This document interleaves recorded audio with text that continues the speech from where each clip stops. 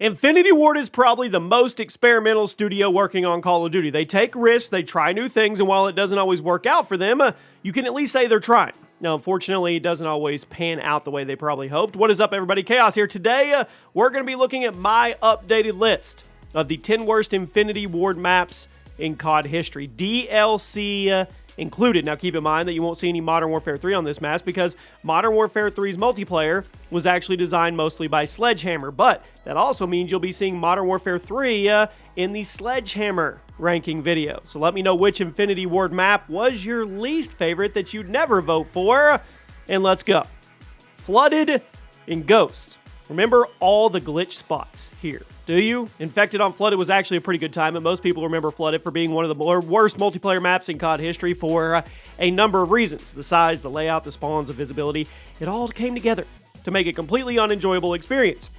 Now, the dynamic elements were a really cool idea, and there was plenty of Easter eggs, but Flooded was a bad idea for 6v6. In 10v10, I could see it being just a little bit better, but in Standard, it was just way too big. If you Google Flooded glitch spots, you'll still find a laundry list of them, and while this did make Infected more interesting, it made multiplayer feel cheap and random. I think it's a good way to kick off this list. Before we move on, guys, Chaos Comics has officially launched its website, the chaoscomicstore.com. The link is at the top of the description. You guys go check it out. There are raw comics, graded comics. There will soon be Funko Pops. There will soon be action figures and much more. Make sure you sign up for the newsletter so you get all the early discounts, and make sure you follow Chaos Comics on YouTube. The journey to opening a real-life comic store has started for me. I'd love to see you guys over there. At number 9, Block in COD 4. Now, COD 4 was an extremely innovative game. I have to give IW credit for doing things their own way and creating a super unique experience, but with that being said, some of the maps could have been reworked. Block was one of the biggest maps in COD 4, but the size wasn't the issue here. It took place in 2 big apartment buildings overlooking a center courtyard, and since the lighting was so dim, the whole thing felt like one giant campfest. The second you ran out into the center courtyard, you were done. The second you peeked your head out from one of the windows, you were done. The second you spawned in and tried to run back into the fight, you were done. It was a complete disaster for objective-based games, and in TDM, it was campers everywhere. Now, I know it's a classic, and I know it's visually iconic, but come on. Nobody actually really liked playing here. Derail in Modern Warfare 2. I know it's illegal to talk smack about Modern Warfare 2 now, but we can be honest with each other about this map. We can. It kind of sucked. It was one of the biggest 6v6 maps in COD history. I do appreciate a snow map, but this wasn't really it. Derail was a massive map, and the layout, it was kind of strange. It wasn't really a 3-lane map. In fact, I don't really know if there was any lanes per se at all. It was just this big field with a couple buildings and a busted train car and some bushes. The only way to play the map effectively was to actually sniper sit back with an assault rifle. Nobody was rushing on this map because of the amount of open space, and it just made it even more frustrating when the campers started getting their kill streaks. You may have expected to see Wasteland on this list, but I think Derail was worse. Don't get me wrong. Wasteland probably would have been number 11 or 12, but since there's only 10 spots today, here it is. At least Wasteland had some extra nostalgia points. At number 7, Crusher in Infinite Warfare. You probably don't even remember this. 60% of you don't remember this map. I totally came up with that number in my head. It was one of the biggest maps in Infinite Warfare, and it completely fell apart due to one crucial thing: sniping. Crusher was very clearly meant to be a sniping map, as shown by the number of wide open sight lines and long empty hallways.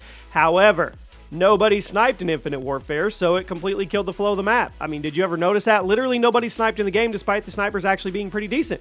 I think it had something to do with the sluggish sniping controls, maybe the long ADS times, but because nobody sniped in Infinite Warfare, the designated sniper map was almost unbearable to play. Instead of sniping, people just ran around in the open or sat in one of the door areas and waited for people to walk by. If the sniping in IW had been better, I think Crusher would have been a decent map, but sadly, this is not the world we live in. Crossfire in COD 4. Here's another hot take. I'd rather play Block than Crossfire. I said it. It was certainly easier to see on. It felt like the flow was weird, though. The insane size and the number of vantage points, as the name suggests, Crossfire took place in the middle of a giant gunfight in a destroyed town, and both teams were constantly fighting over control of the center street. It was a cool design for a multiplayer map, but the game flow killed it. It was way bigger than it looked, meaning you spent a lot of time just running back to the fight, and since there was so many little nooks and crannies for people to sit in, you would constantly find yourself in the annoying situation of spending 30 seconds just trying to find somebody before getting killed by somebody you couldn't see. And then you'd have to do it all over again. It had some bright spots, but not a lot of them. Now we crack into the top 5. Grozny Raid in Modern Warfare 2019. How many times have I put this map on a negative list? Usually, I have it a bit higher up, but today it's at 5. Maybe it's because I'm just tired of crapping on it every other week, or maybe it's just I've gotten used to how bad it is, but Grozny Raid was a disaster. When we first saw the map in beta, it was impressive. Level of detail on display is really good, and up to this point, we had never seen a COD map that looked so perfectly like a real-world battlefield, but then you started playing it, and then you never wanted to play it again. Gigantic map with seemingly only 5 or 6 spawn points, and it was very common for a COD problem of giving people in the middle of the map way too much power over the outskirts. It seemed like you only ever spawned in the far corners of the map, and the second you walked out in the street or a building, you got lit up from 10 different directions. Who remembers the meme about the guy trying to cross the street in Modern Warfare? It sums up this map perfectly. It's horrible. I have no idea why it was in 6v6 at all. Stonehaven and Ghost. You knew it was going to be here. Come on. The Hobbit map. It's one of the biggest 6v6 maps ever put in a video game, and I still don't think it was supposed to be that way, honestly. I wholeheartedly believe that COD Ghost was going to be a 9v9 or 10v10 game by default, and that's why all these maps were so big. I mean, could you think of any other reason why Stonehaven would be this huge? Yes, it was visually stunning. The insane size actually made it fun for search and destroy, but in respawn modes, it was bad. You were constantly running around looking for people and then getting sniped by somebody who just happened to be looking in your direction. The design was awesome. I would love to see it come back as a ground war map, but a 6v6 experience? Leave it gone. People have tried to retroactively say it was better than we thought it was, but it's not. It wasn't. 6v6, it's horrible. Shipment in Modern Warfare 2019. Now, the original Shipment is a classic, and the COD World War II version was a great remake, but this one, I know everybody played Modern Warfare 2019, and they loved Shipment because of how quickly you could level up your weapons, but if we're just talking about pure game design and flow and fun, no. Spawns were nonsense. They were. The layout was changed for no reason. There was this weird patch of high ground in the middle that made no sense. They got rid of the middle container. They got rid of the edge containers, and the whole thing just feels like a giant coin toss. Whether you play well on Shipment has nothing to do with your skill, and that's why it was so frustrating. It was a roulette wheel of Call of Duty. It's completely hectic. Total nonsense, and for some people, they love that. But if you're looking for an actual good Call of Duty experience, it's the complete opposite of that. Yes, you can level up your guns, you can finish your camos, but at what cost? You could do those things on the classic Shipment, but that map was actually well designed. At number 2, Euphrates Bridge.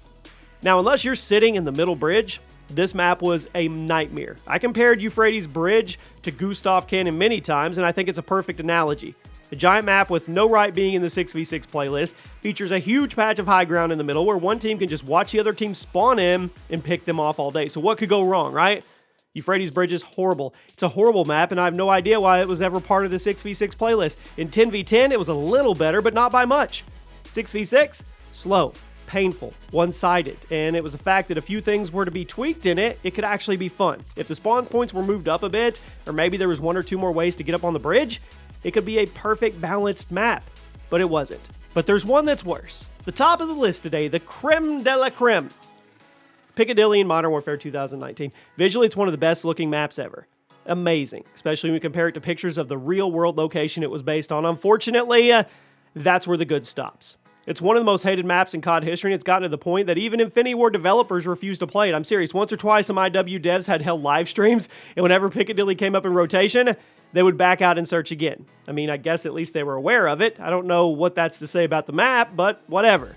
It was a complicated map. There was too many sight lines, too many camping spots, and I have no idea how you were even supposed to play it. Are you supposed to rush? Are you supposed to camp? Are you supposed to snipe? If you're playing in objective mode here, you just get punished over and over again when you try to capture flags. But if you're playing TDM, you get punished again for trying to play Call of Duty.